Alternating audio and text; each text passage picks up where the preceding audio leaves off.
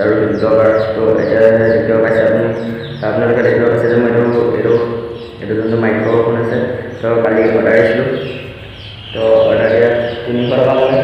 তো আৰু এটা মানে এইটো যোনটো যে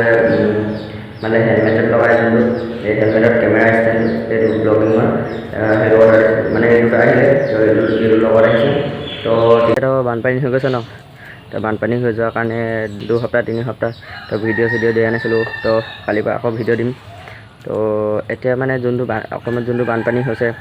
বহুতে কণ্টেণ্ট ক্ৰিয়েটাৰকেইটাই ছাপোৰ্ট কৰিছে আৰু মানে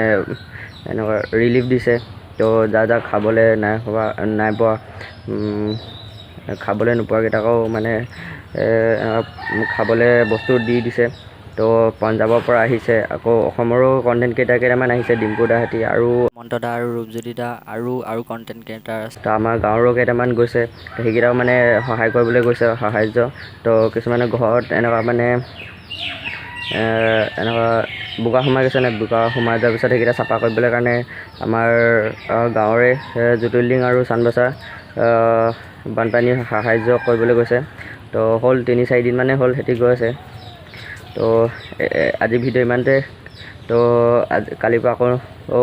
নেক্সট ভিডিঅ'ত লগ পাম এতিয়ালৈকে যোনে ফ'ল' কৰা নাই ফ'ল' কৰিলেও বাই নেক্সট ভিডিঅ'ত লগ পাইছোঁ দেই গাইছ।